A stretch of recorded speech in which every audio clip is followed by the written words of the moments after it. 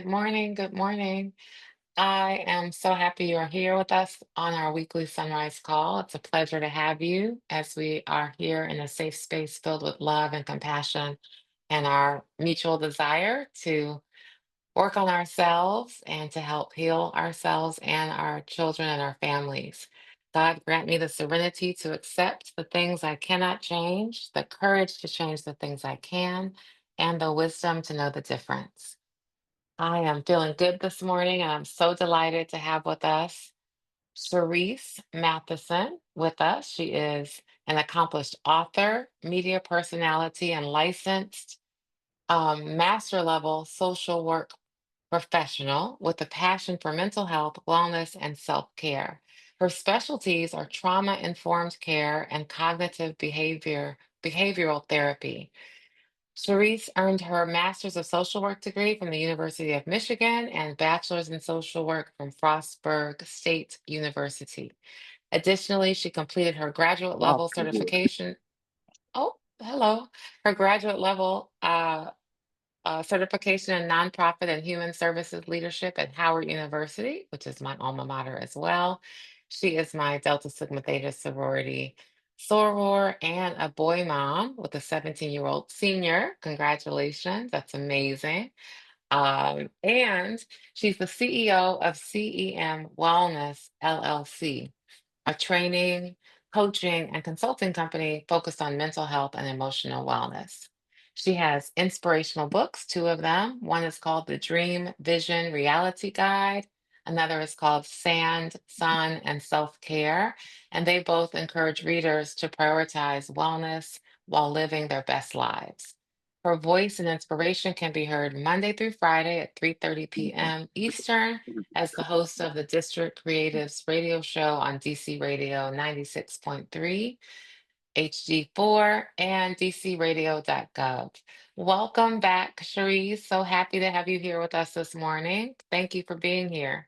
Thank you so much for having me back again. I appreciate the opportunity.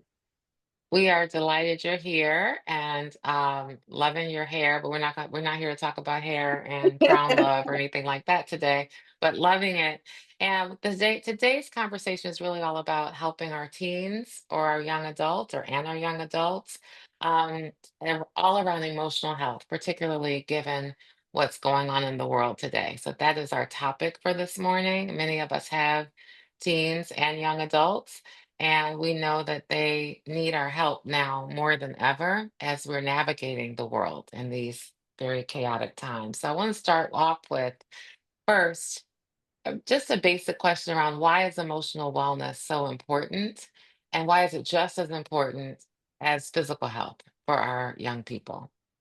Yeah, thank you for the question. It's a great question. And while I'm answering this question from the lens of a young person, this is like universal, primary care 101. Our emotional health and our mental health is tied directly to our physical health. And so, in order for us to have complete wellness and what I like to call 360 health, it has to incorporate our mental. A lot of times when we're having mental and emotional struggles or challenges, they will manifest in a physical way.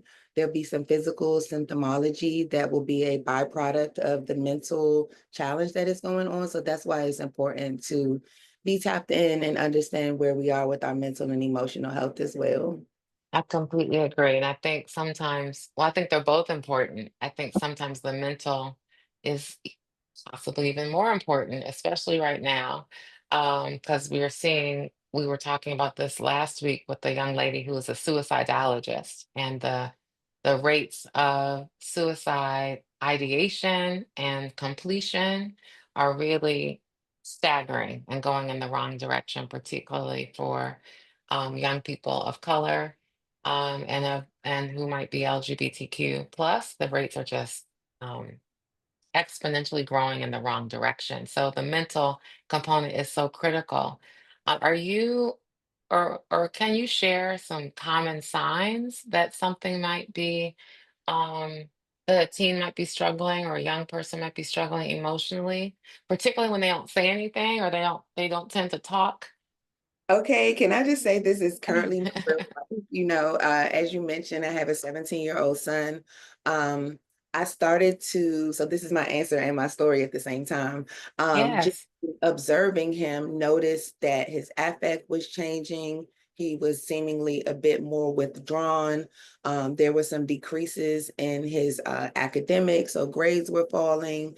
And I had to have a conversation with him. It wasn't just sparked by the grades. Obviously, the grades were an indicator, but it was just really looking at his demeanor and how he was presenting in the household. And so I realized, the same way that this senior year is putting stress on me financially, is putting stress on him mentally, because there's a lot of anxiety around this big life change that he's going through from 17 to 18.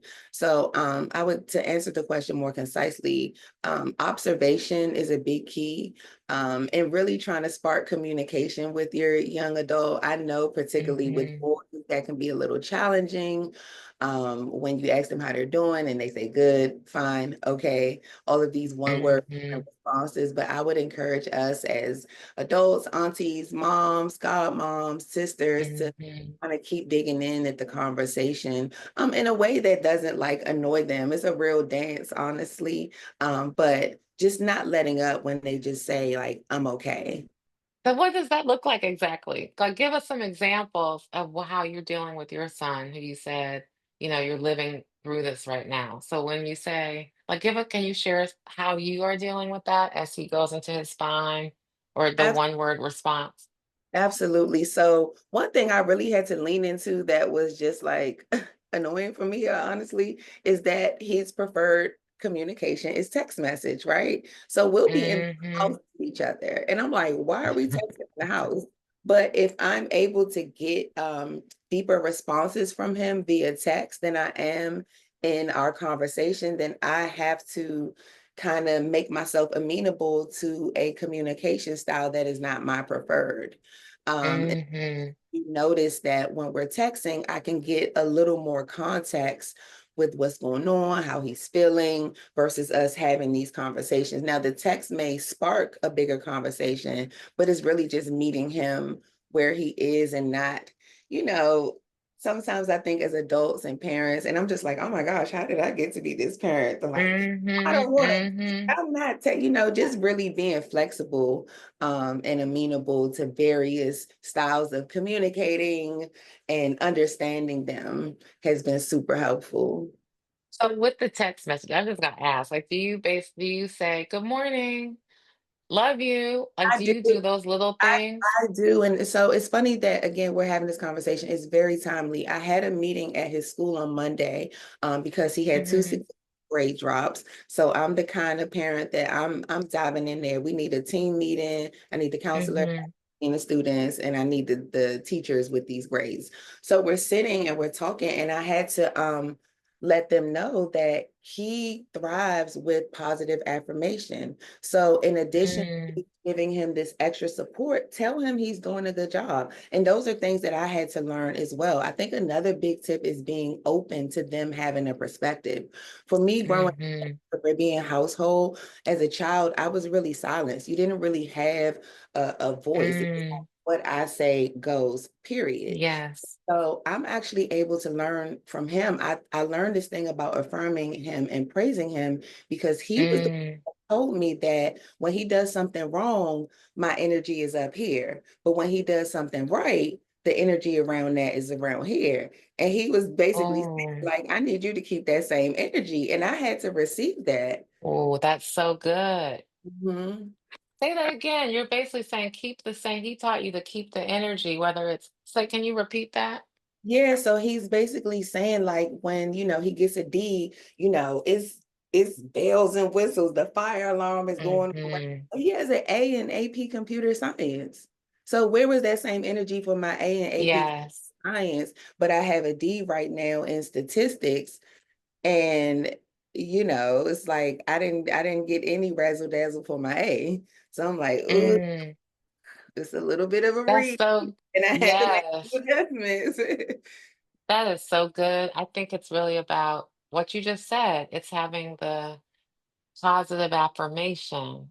for the good things versus Mhm. going off, which I know I did with, especially with my eldest, for the bad things and Yeah. never really paused on the good things. Like you said, all the A's, was really upset about the C or the G. So Yep. that's a great, I love that perspective. And Vicky said, give them a razzle dazzle for the good things. Yes, that's Yes, good. they And did. that's true for life and relationships in general. Yep. Mm. That's really good. I love that. So, from a perspective of parents and teachers and even mentors, how can we create a safe space for our kids? Like, how do we? Because you talked about growing up in a Caribbean household. I think it's true for many households. We were raised to speak when spoken to and to not have an opinion, really. It's like you do as I say. So Mhm. now we want to try to invite them. So we want to listen to them, but how do we do that when we really still are the parent and we Mhm. want them to do what we ask them to do also? So where is that balance? I think the balance is in for me and my relationship with my son is allowing him to see me as a human first, as a person, right? I'm this Mm, authoritative figure, I'm this parent, but I never mm, parented a 17-year-old until he was 17. I never parented an 8-year-old until he was 8, right? So he's watching me mm, out in real time and me being transparent with him when I don't get it right. Like it requires me to go and say, mm, I did that was a bit much. I kind of want to apologize for the way that I spoke because that was not a demonstration of emotional regulation. And I'm trying oh, to regulate your emotions, and I'm not presenting the best example of that to you. So when mm-hmm, I miss the mark, I'm transparent and apologetic, which is also something that was not modeled for me. And oh, me explaining to him that you're watching me grow and live too. Like we're growing up together. And I think that has really strengthened our relationship, him getting to see that I missed the mark and me being transparent about that has, I think, allowed us to kind of just develop this thing. I'm a single mother also. It's just us in the house. It's just us two. mm, It does require us to be in step with each other. mm, I have those resets with him. He goes to Bishop McNamara, and one thing mm-hmm, do to keep him on track, he's not the most organized, is we have these meetings on Mondays, like McNamara Monday meetings. We go through grades. I'm checking out what's going on. I'm seeing how he's feeling, what he's looking forward to. And again, it's like communication is the biggest thing. mm, Positive communication from a male perspective has not been modeled for him from his father's side. So I'm kind of doing double duty in that regard. And I'm just grateful for having experiences and education that I can pair in my parenting. Oh, I love that because one thing that you said that really resonated with me, and I want to invite people who are on the call to share if it resonated with you too, or how you might be dealing with this with your children, is how we're not many of us don't teach our children, how to communicate. And so we haven't given them the tools to communicate or the way to have a conversation with and be open. We haven't taught them to be able to be honest and tell the truth. We talked a lot about telling the truth in one of our prior calls. We haven't done that because we weren't given those tools. So then it just becomes a generation after generation after generation cycle of not knowing how to communicate, not knowing how to share, not being vulnerable or open or honest. And you're saying you are making up for his what's happening with his father and being vulnerable and honest and truthful. And I love when you said we're growing up together. That is so powerful. And you said I've never parented an 8-year-old, never parented to the 17-year-old. So I'm learning. And as you're learning and growing, you're sharing that with him. And that is beautiful and incredible and very helpful. So I want to ask people if they've had the same experience. I know I have, and I have definitely not always apologized Yeah. um, for that behavior. The few times I have, I noticed a difference. Hmm. So, has anybody else had that experience or want to share a moment? Feel free to come off of mute at any time. But that's super helpful, Cherise. And I love where you are. So, do you think your relationship with your son now is in a good place because of this behavior, being vulnerable?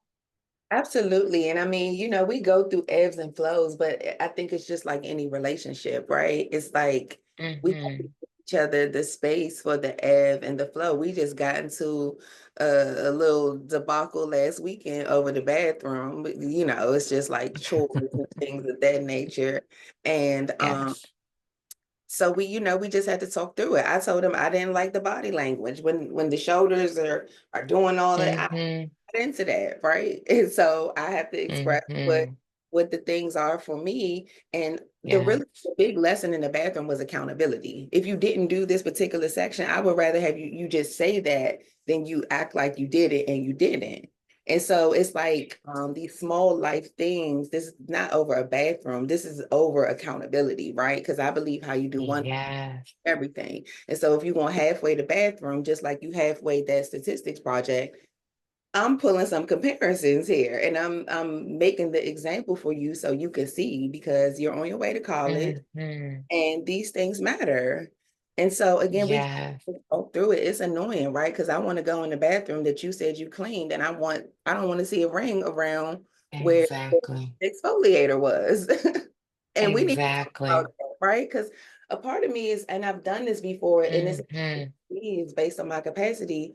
A part of me would have just picked it up and cleaned it myself, but then that doesn't teach him.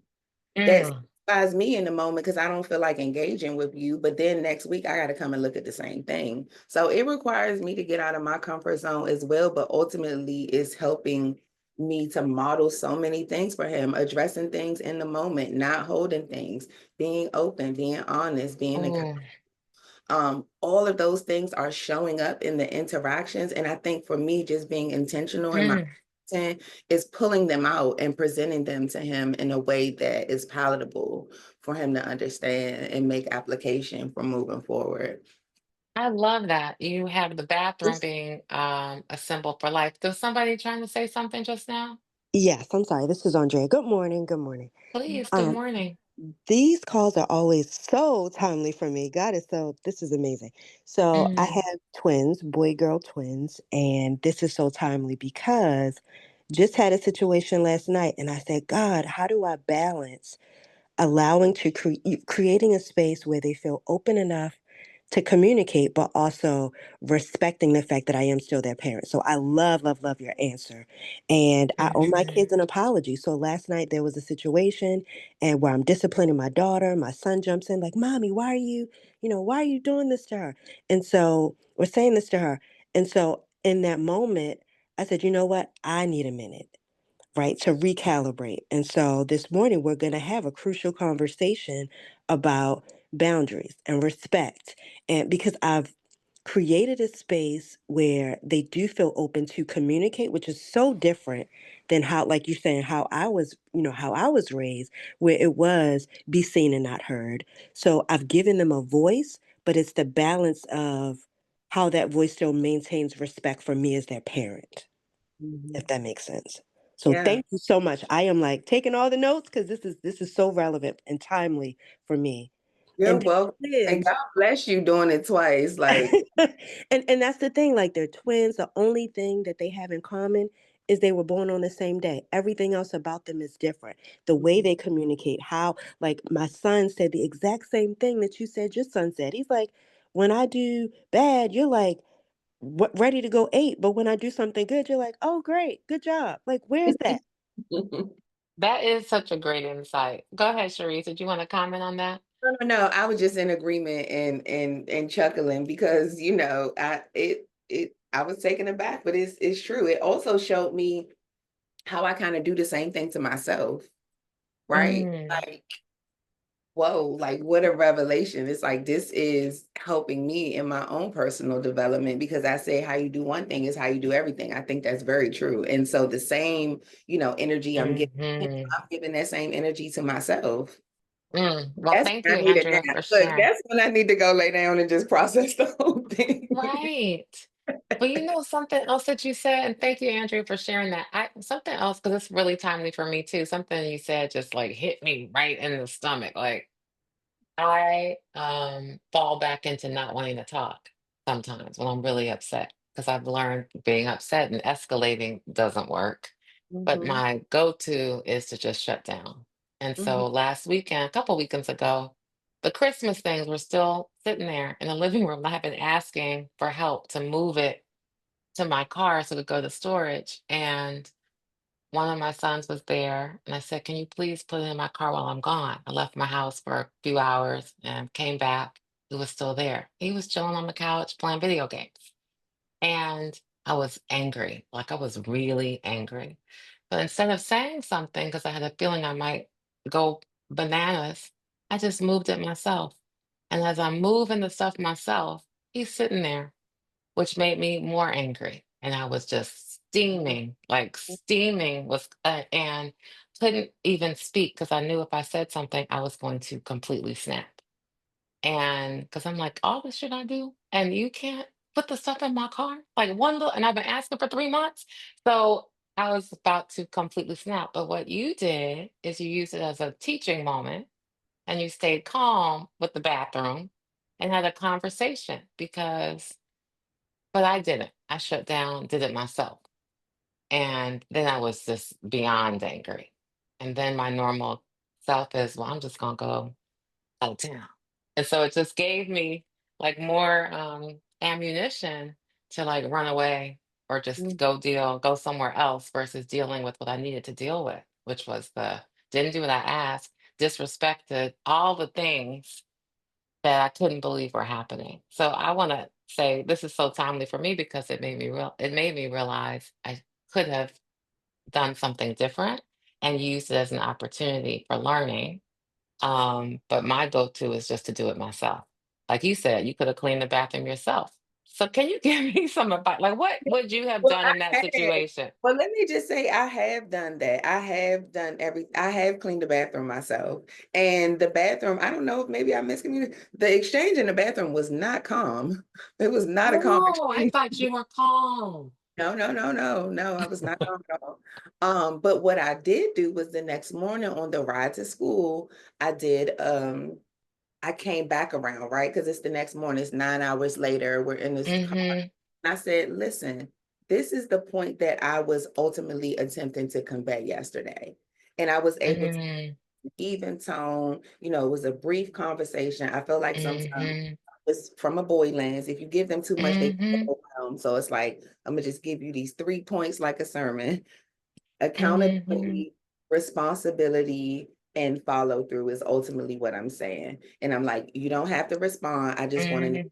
understand what I'm saying. And then that was that. In your case, and what you described, again, I have done that too. And somebody brought to my attention that silence is violence. And I was like, oh wow. Oh. So basically, if you're weaponizing um your Mm. your lack of voice as a weapon to punish somebody or show somebody, it's like that's a violent act. And Wow. I had to make some adjustments because that was me, and it's something that I'm still working through in all of my relationships. You tick me off, get on my nerves, you probably will not hear from me. And it's really Wow. leaning into the discomfort. It's like if you want open communication, then you have to model that, right? And nothing is wrong with Mm. a moment to recalibrate, but to be in a perpetual state of I'm not talking to you is counterproductive. And those are Oh things that my I've God. done like in the household, and it just doesn't create a healthy environment. So it's like you want a healthy environment, Mhm. you have to be responsible for creating it. One time, one of my therapists Mm. got me together real good. She said, do you want to be right or do you want to be in relationship? And I'm like, That's right. ooh, I guess. I Mhm. want both, but if I had to choose, Right. The relationship. yeah. Mhm. That's so true. It's like we want to be in relationship, but that what you just said, silence is violence. I've never heard that before. That's so deep. And that, if I'm really honest and telling the truth, yeah, we were silent in my household when the boys were growing up and never really dealt with anything real. No Mhm. problems. We just sort of, which is what I was taught. You just sort of sweep it under the rug wipe off the tears and keep going and Yeah. don't talk about what's happening. Yeah. So, mm, I would say and that, also, on the reverse, it has really challenged me to do this with my mother, right? So it's like it's this mm, up down thing because there are things in my relationship with my mom that I have been addressing, and it feels like a call out to her, like it feels like an attack, and it's like, no, this is just communicating. I didn't like when you said that to me. That didn't feel good. And at this juncture and at this mm, and with this level of experience, I can say that to you in a way that's not disrespectful, in a way that is, yes. you as my mother, in a way that still honors me. That didn't feel good for me. I didn't like that. Oh, that's so, that speaks to me too. Like this morning, as Andrea was saying earlier, every week I hear something or learn something new, literally. And this morning, you're speaking such truth to me because there are things that happen with my mom who I love so dearly and grateful that she's here. But 40 years ago, 45 years ago, that I remember like yesterday. Mhm. And the work for me will be to actually have that conversation in a way, Mhm. like you said, that's loving and respectful, but at least clears that. That's really interesting. I love that. I love that. I want to open up the floor if anybody has any questions or thoughts for Cherise, and feel free to share anything that might be on your mind, like what Andrea shared earlier, which was really great about her twins. Thank you for sharing that, Adrian. Yeah, it's really, really I good. also wanted to say one other thing. So with me having the boy girl twins, my daughter specifically is always pointing out how my expectations of them are different, which is Mm, also forcing me to realize I have some. Like, why am I harder on her than him? Or like, I remember clearly she was 5 years old. She was on the phone with her friends, and she said, one of the mom friends said that she was bossy, right?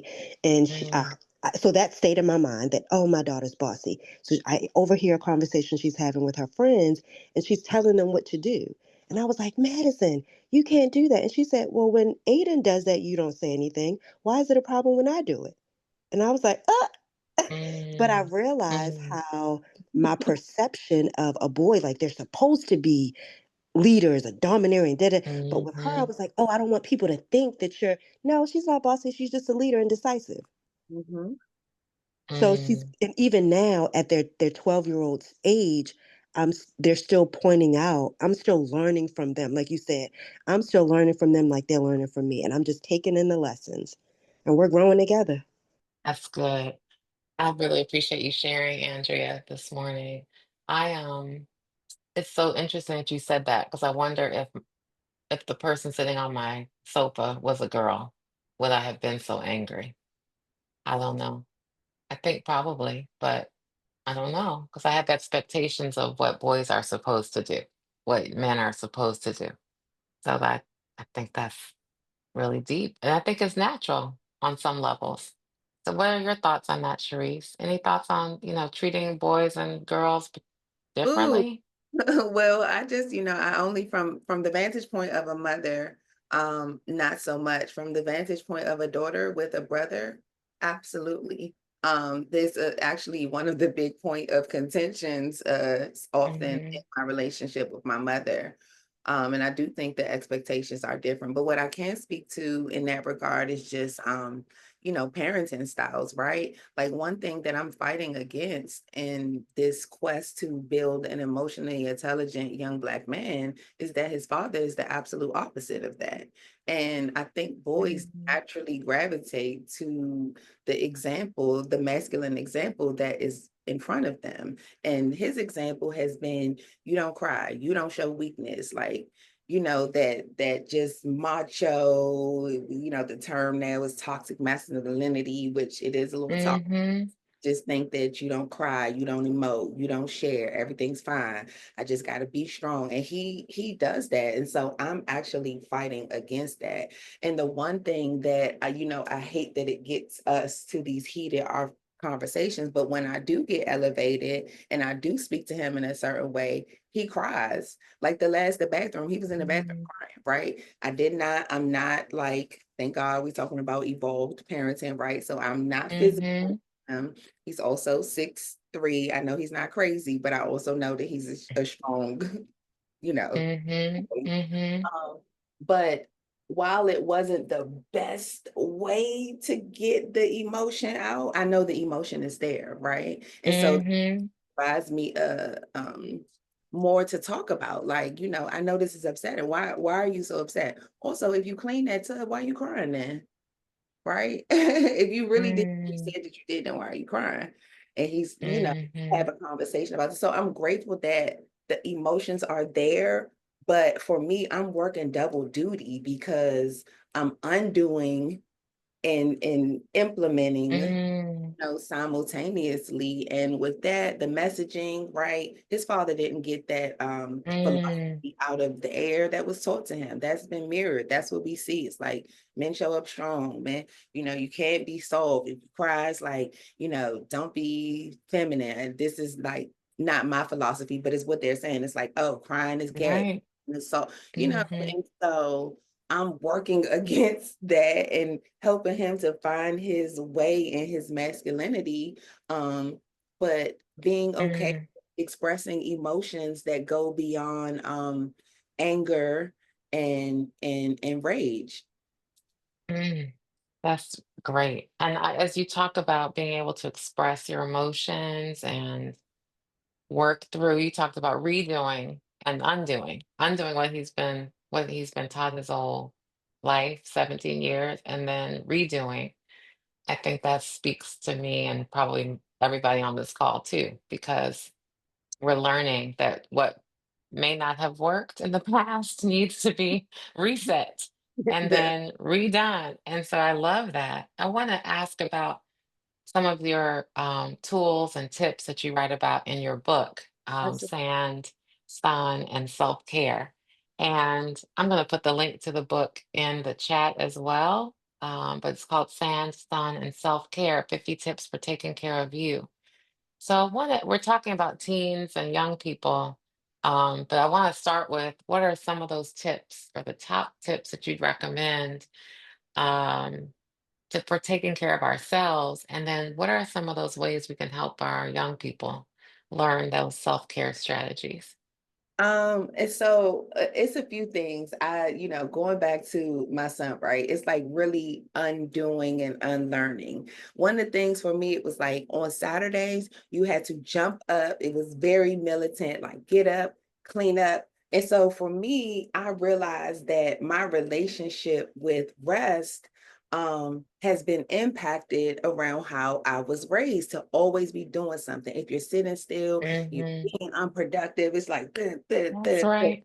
right? Hmm. And so now sometimes I'll see him and he's sleeping. It's 9:30, 10:30. And I used to like really get frazzled by that until someone brought to my attention, like how children are literally growing in their sleep, right? And I felt like Hmm. sometimes he would go in the room at night and come out the next morning and be like an inch taller. And I'm like, how did that even happen?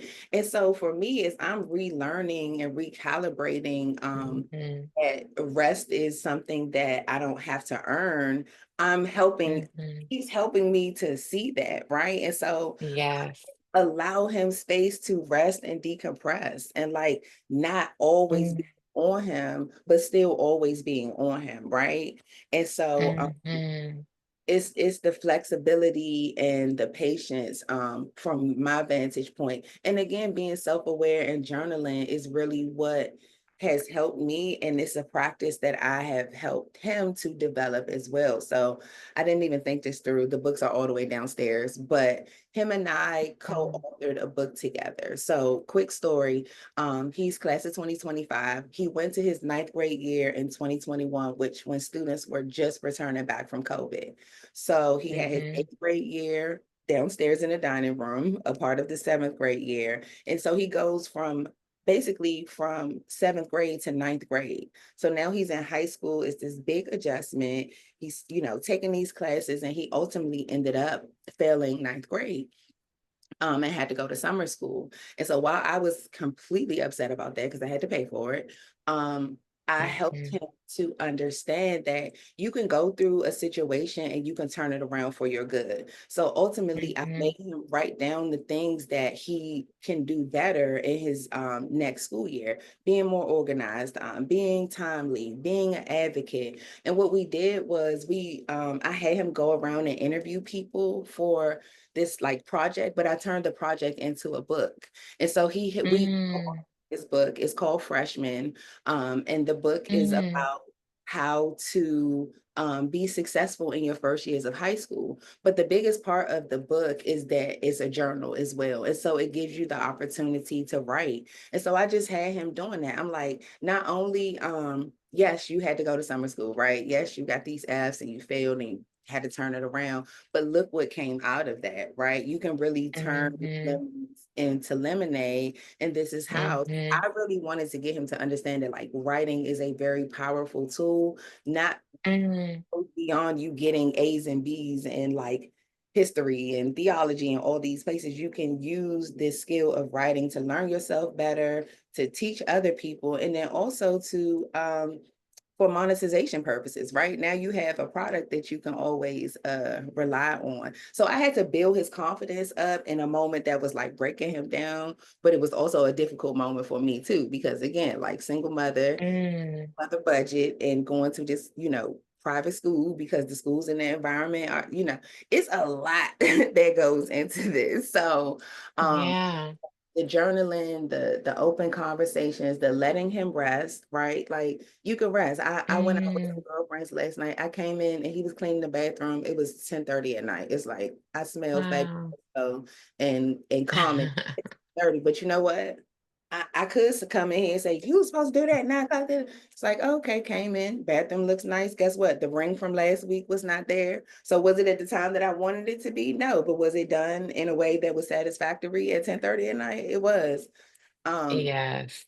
so the space for sure. I hope that all right. Mhm. Because the Yes, a question space that to I saw rest. in real time, like I can't help but to relate it to the things that I'm experiencing with him right now. Yes.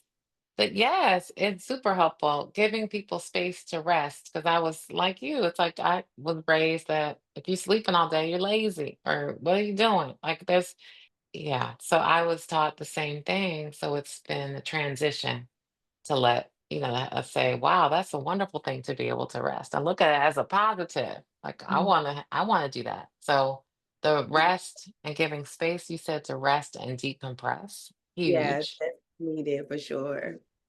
Huge. It's needed for us too, like to be able to learn from our children also and say, Yeah, I'm going to go take at least a day of rest or try to sleep in once a week or something. But yeah. Dr. Vicky, I see, has a question. Yes, I do. This is so good, Cherise. I'm loving the Mhm. conversation. The question is, how are you helping your son and, your other clients navigate what's happening in the larger space, like in our country, observing this new administration and all the transitions? Like, do you see that affecting your son and other teens that you work with?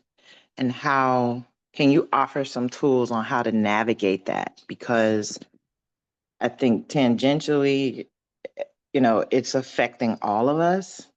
And as adults are trying to figure out how we're navigating, I think sometimes we forget that it's impacting our children too. Can you Yeah. talk about that a little bit, please?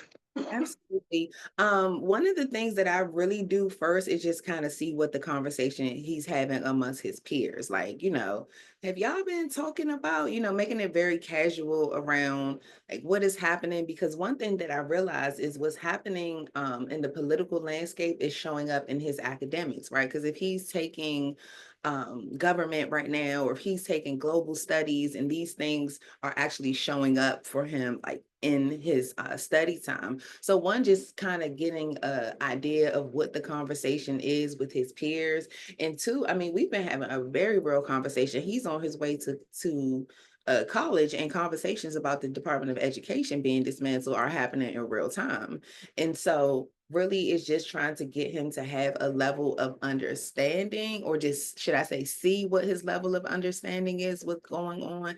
And then from there, being able to assess like how it's impacting him. But one thing that I do, my son, before his grandparents passed away, when he was younger, a lot younger, he spent a lot of time with them. And so he would watch a lot of news. Like he was like a news junkie at like 8 or 9. And I'll never forget, I was watching his YouTube search history one time. He was 10 and he was watching how to survive a school shooting, because those are the things that were happening in the news. So I also try to Wow. a little boundary for him and me too, right? Because I've just noticed as adults, like the administration, the executive orders are sending us like spiraling. And I don't want that to happen for him because he already has the pressure of this senior year. And so I've been keeping the Mm-hmm. conversations a little light around that, just because what he's navigating in his senior year is so much pressure. And I don't want to like, send him into this place Mm-hmm. overwhelmed. So for me, the biggest thing is just to find out what he's talking about with his peers and then start the conversation is from there, like using that as a baseline. That's good.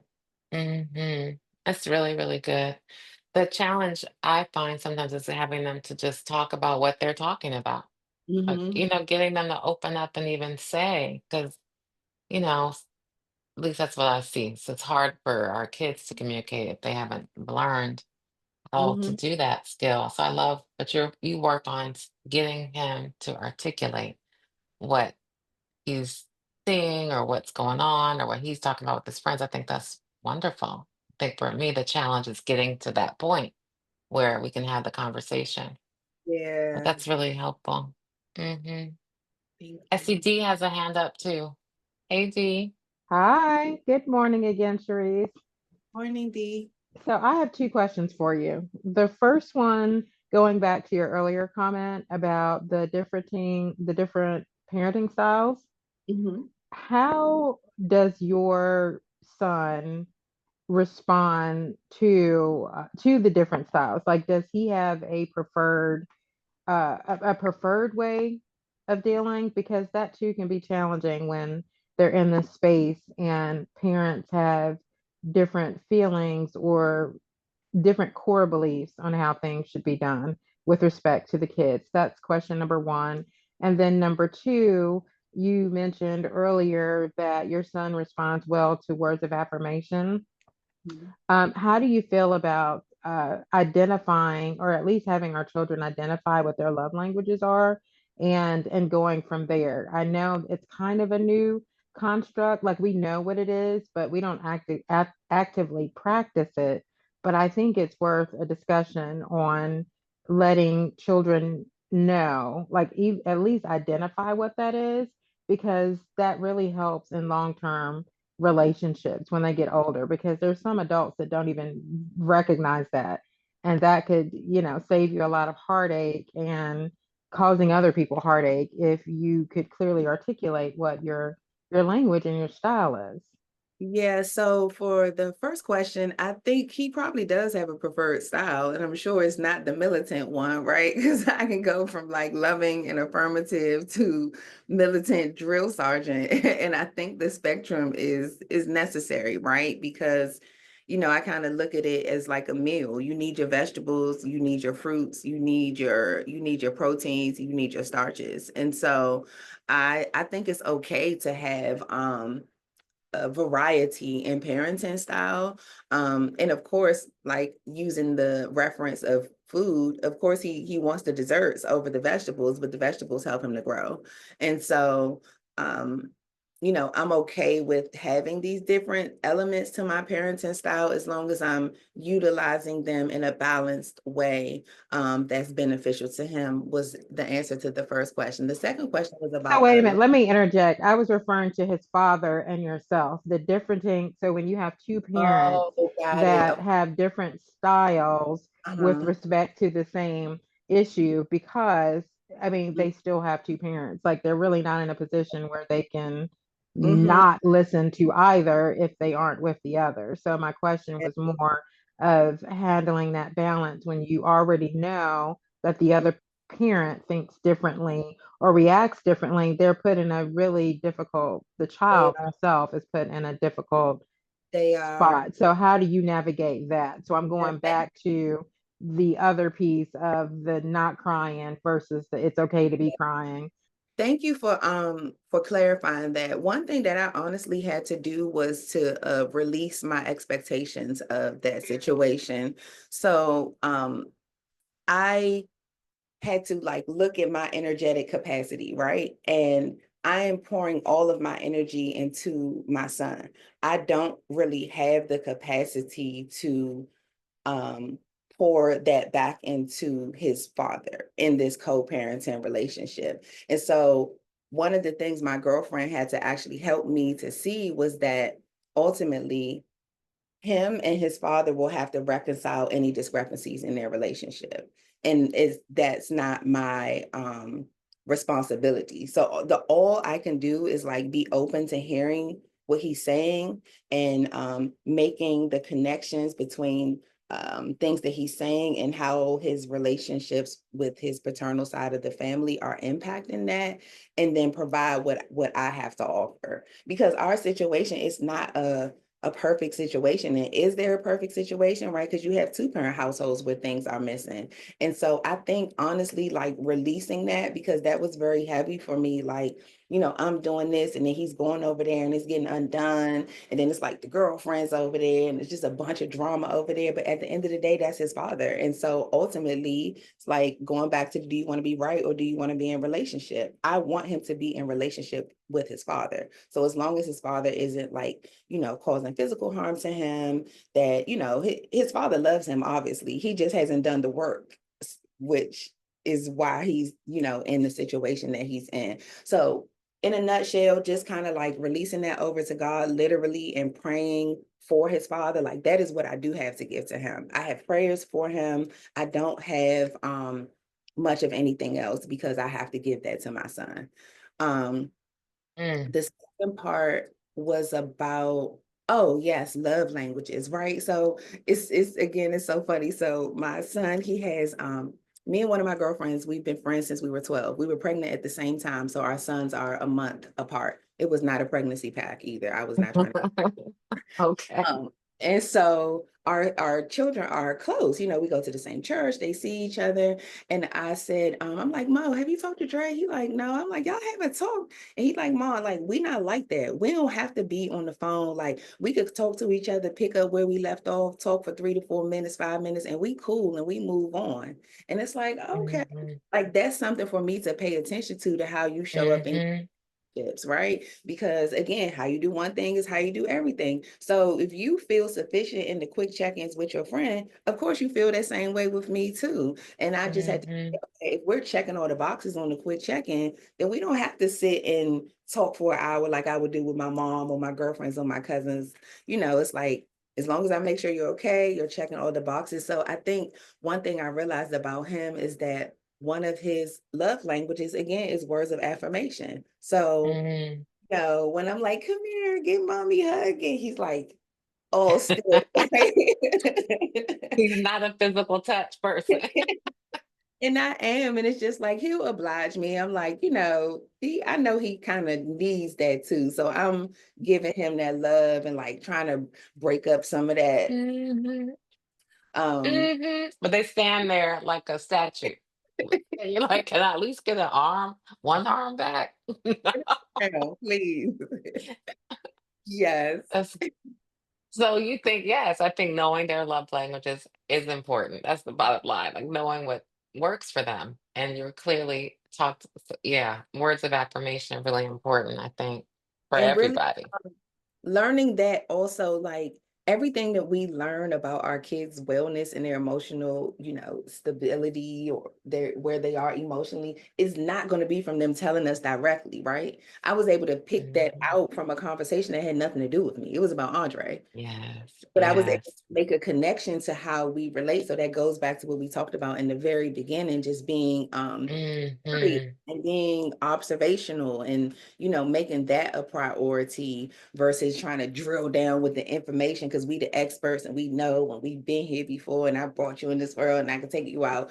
Like, just being a little more open to curiosity, and you get a lot more answers by kind of like taking the time to speak a little less and hear a little more.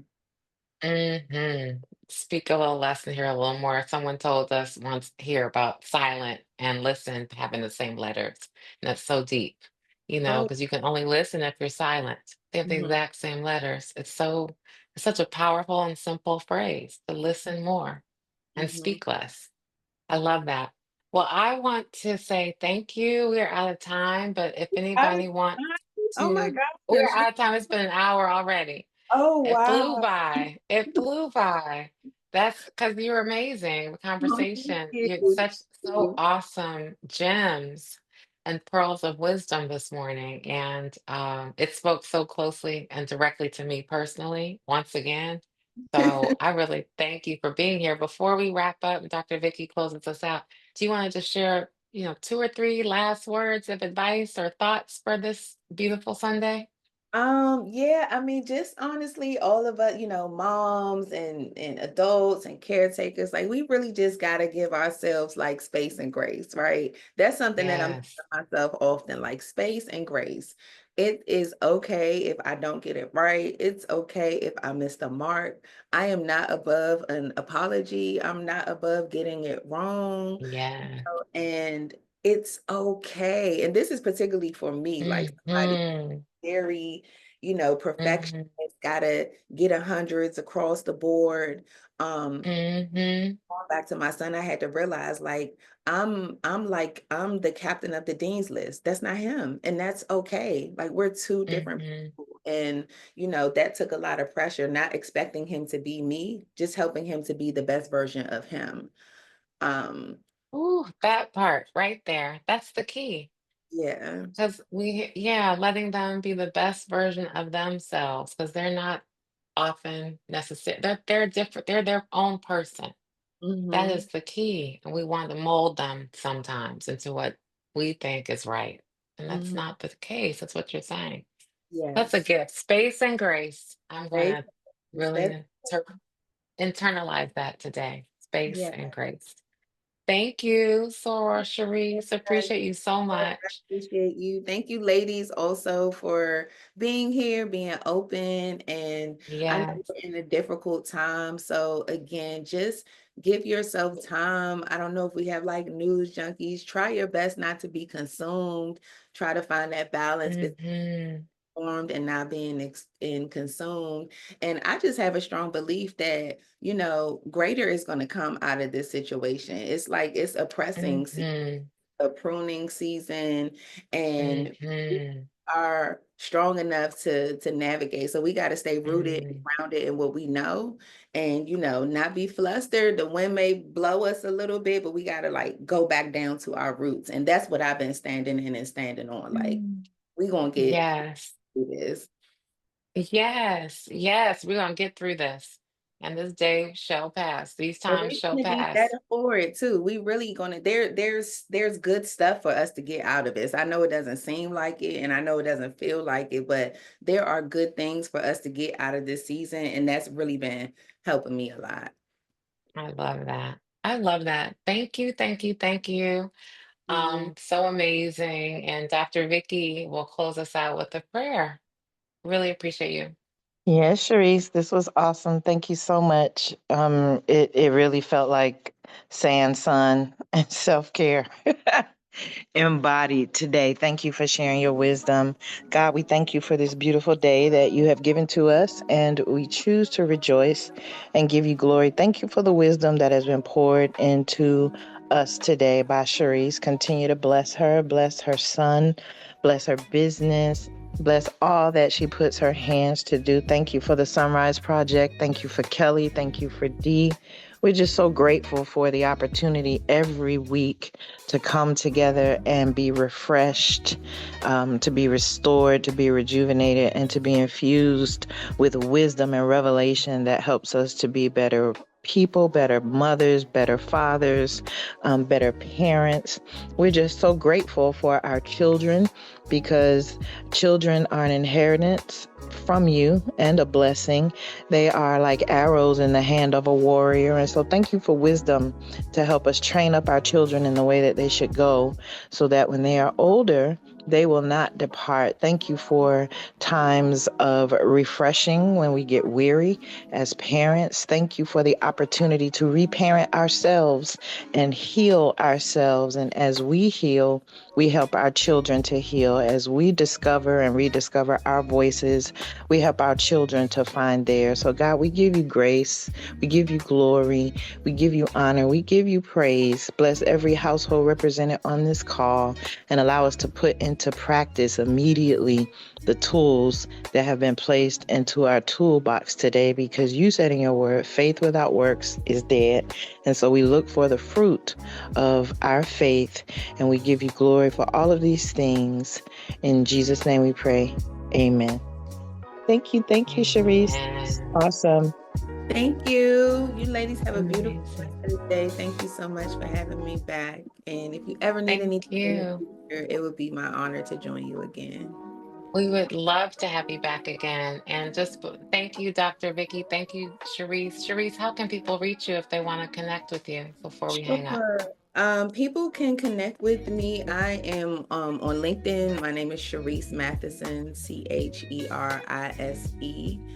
And then my email address, if they want to shoot me a quick email, is cema1913@gmail.com. Got it.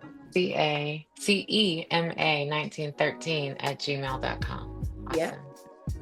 Thank you again. Thank you, everybody. We'll see you next problem. Sunday. Bye-bye. Have a wonderful day.